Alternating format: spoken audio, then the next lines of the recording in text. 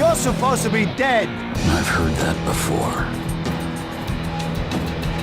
Be my guest. Welcome to MojoPlays, and today we're shining a light on some of the best superhero games you might have forgotten about. You win this round, but your pathetic democracy will one day freeze in the clutches of nuclear winter. Take them away, boys! But before we dive in, we publish new content all week long. So be sure to subscribe and ring the bell to get notified about our latest videos. Ultimate Spider-Man. Wow, that was odd. Maybe I just need to take a couple days off. Spider-Man has starred in more video games than any other Marvel hero, unsurprisingly, but not all of them have stayed in the conversation. 2005's Ultimate Spider-Man deserves it though. The cel-shaded animation has helped it age remarkably well, and it paired with the stylized comic panel cutscenes to mimic the look of its source material. Plus, it was just really fun to play. It was a good step in the evolution of Spidey's open-world design and mechanics, with swinging around and fighting goons offering a nice loop. And you had a second storyline that let you play as Venom. Activision's other games starring the hero from the same period seem to be brought up more often, but this is a gem. Where'd you get the cool suit? And by cool, I mean cumbersome and driven. Batman, the Brave and the Bold, the video game. Hammers of justice. Justice prevails. Launching in between Arkham Asylum and Arkham City, The Brave and the Bold obviously hasn't had the same staying power. Other reasons players may have forgotten it are its family-friendly vibe due to it being based on the animated series of the same name, and it being exclusive to the Wii and DS. However, there's still a lot of fun to be had here. It's an arcadey beat-em-up with Batman partnering with other heroes to take down various supervillains. While Player 1 controls the Dark Knight, Player 2 gets to change it up each level with the likes of Robin, Plastic Man, Blue Beetle, and several others. And those 2D visuals really pop. Clearly not the deepest of games, but still worthy of being fondly remembered. I can't believe you let that purple freak off the hook! Captain America, Super Soldier. Look at you. Gaudy and common, like your country. And you look just like every other goose-stepper I've put down tonight. At the beginning of the MCU, the standalone movies received tie-in games, most of which are only remembered these days for being pretty bad. The one light in the darkness, though, was Captain America, Super Soldier. It loosely follows the same story as the movie, with Cap fighting against Hydra and Red Skull during World War II. But it expands to include a lot more video gamey elements, including boss fights against the hero's older rogues. Combat is a more simplified version of that found in the Arkham games, but it doesn't get old tossing a shield into enemies as you battle through Hydra's forces. It's also interesting to hear the cast act out a slightly different story, most of whom reprised their roles. City of Heroes.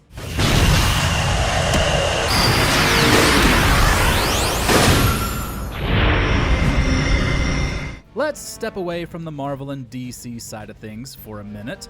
City of Heroes was an MMORPG letting players create their own superheroes to team up with others and fight against various villains, bringing harm to their city. Released in 2004, it actually got pretty popular for a while, with several years full of updates.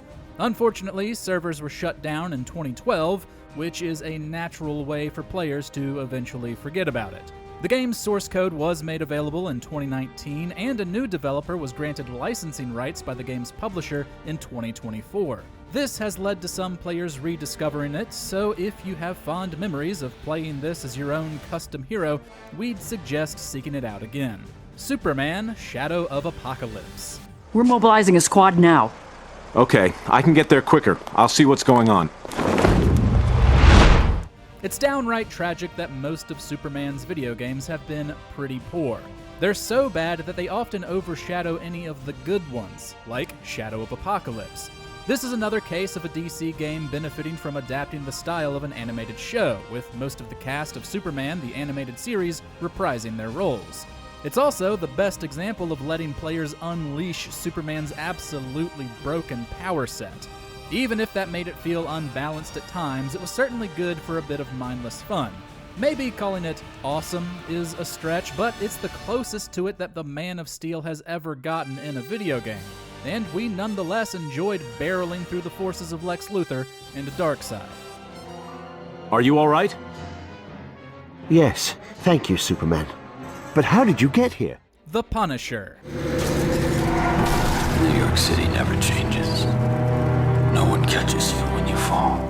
Combining elements from the 2004 movie and several of the recent comics at the time, The Punisher follows Frank Castle as he viciously dismantles different criminal organizations. And if you've ever felt that his on-screen appearances were violent, this game is on another level.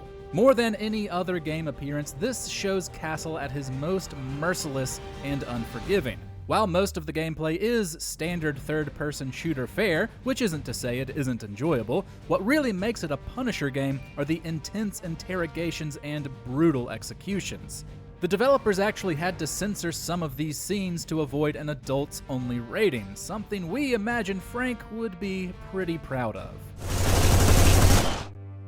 What the hell are you doing here, Castle? You're welcome.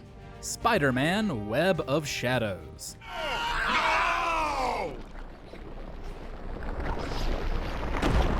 Venom, get ready for a world of pain.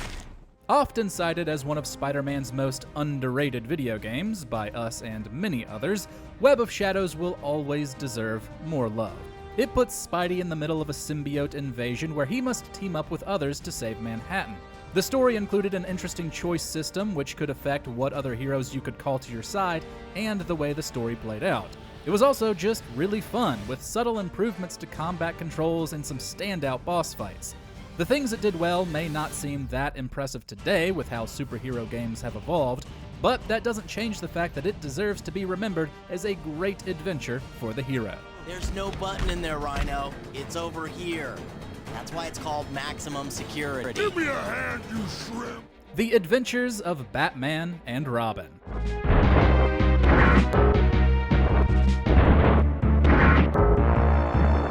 We're going back a bit further with this next pick. Different versions of The Adventures of Batman and Robin were developed by different studios and featured different gameplay styles.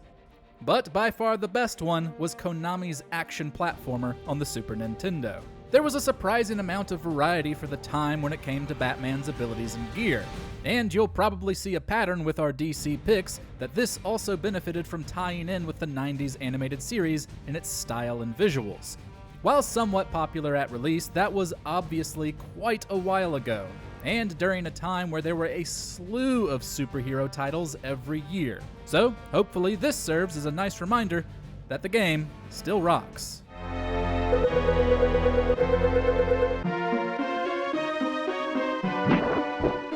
Freedom Force. An old man sits on a park bench, thinking of a time shrouded in the past. His name is Frank Styles, and he was once one of the brilliant young scientists who worked on the Manhattan Project. Another gem outside of Marvel and DC, Freedom Force is a real-time tactics RPG following a group of ordinary citizens all gifted with superpowers at the same time. The devs did a great job injecting the game with a comic book aesthetic, including the UI styled like text boxes and the hand-drawn cutscenes. The silly characters, each inspired by the Silver Age of comics, are all brought to life by fantastic voice acting. Plus, the tactical gameplay allowed ample opportunities to perfect each hero's power set as you helped them grow stronger. While it was popular enough to receive a sequel in 2005, both only launched on PC, and developer Irrational Games would go on to be more well-known for working on the BioShock series. The Incredible Hulk: Ultimate Destruction.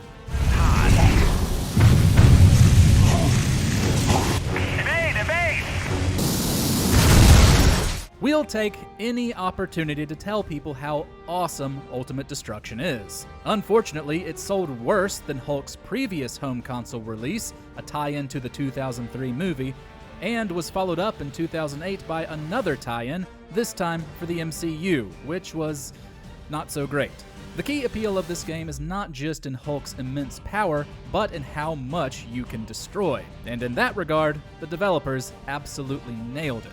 Huge destructible environments are a blast to rip through as you use anything you can get your hands on to dispose of your enemies. Hulk controls incredibly well too, so it's easy to lose yourself in the pure chaos of it all. If only the hero could get another game like this one.